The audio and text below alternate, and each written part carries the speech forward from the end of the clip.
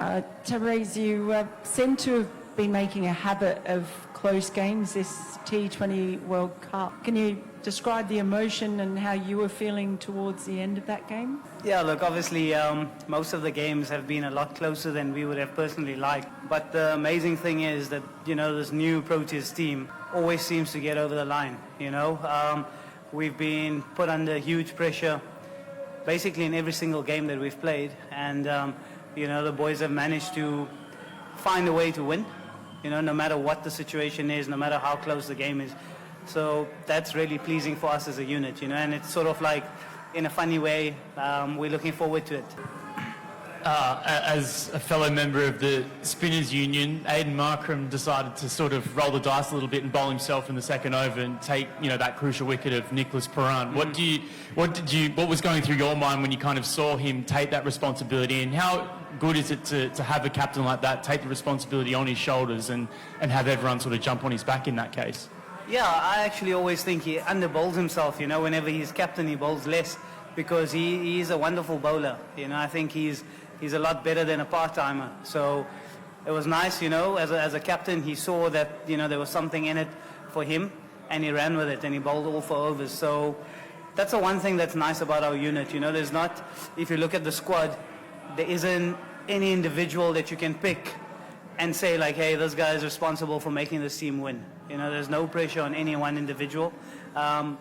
We just have a lot of match winners within the squad, and on each day, someone finds a way to, pull the game towards the team. So I think that's what's making the guys play without any pressure, because we all know we have the ability to win the games, but there's no pressure on any individual to actually do it, otherwise we're in trouble. So yeah, it was really nice to see Aidan doing what he did today. And when you see another spinner taking wickets, it gives you confidence as well, to know that when it's your turn, there'll be something in it for you. And just to lead in on that, having, giving yourself a little bit more time a little bit later in the innings to kind of work your way into it, how does it make it much easier for you? Look, it's a double-edged sword, right? The previous game I bowled later in the innings and I went for 50, and there was, certain critics coming out from the woodworks speaking about pressure and how, I can't handle pressure, and so to speak. I think in a quarter-final match, I hope that was enough pressure for me to respond to. But yeah, I think it doesn't really matter where I'm asked to bowl, whether it's early on in the innings or at the back end. There's a specific job that I got to do. And, we've all played enough cricket to understand that sometimes it will work, on other days it wouldn't, and somebody else will cover for you, and vice versa, That's the mentality that we have within the squad.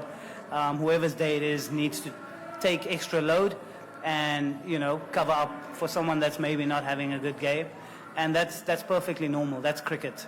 How were you approaching things tonight? Were there the times that you were trying to tempt them, you were getting some lovely flight, and it seemed like you were dangling the carrot, basically. Was that a big part of your plan?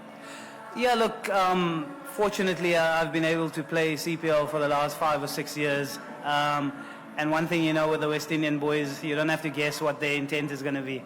So it sort of helps you formulate a plan or expect what you're going to be coming up against. And then it's just about trying to utilize the different variations you have and when to bowl it to which batter. So, yeah, everything sort of goes into slow motion when you're out there in the middle. You don't hear the crowd or anything. It's just about doing the job for the team in the moment. At times, the captain would ask me to strike, or at times he'd just ask me to bowl a tight over. So, just about trying to do that as best as I could. And how important in the context of it was Heinrich Klaassen that 1 over when he was batting? Yeah, key. As you can see, the game got to the end. But we know that's what Klaasie can do. He can turn the game on its head at any moment. And in this specific game, one big over like that could help us get over the line. So, as I alluded to earlier, there's no pressure on anyone to do anything in this team.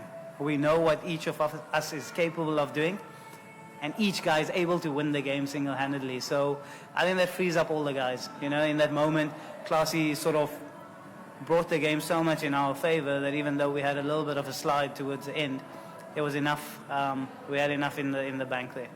And you mentioned critics. Is that? It sounds like it's something you've paid attention to. Has it stung a little bit, the criticism? It's just a little bit ridiculous when it's ex-players. You know, when they were on the field, they did the same things. Now we're trying our best. But that's part of the game, right? We got to go out there and do our job. And as cricketers, we know sometimes it works, sometimes it doesn't. Whatever the guys speak about behind the scenes in our change room, that's all that matters. And look, you got to turn up and try your best the next day. Maybe I might go for 50 again in the next game. Maybe I might be man of the match again. Nobody knows.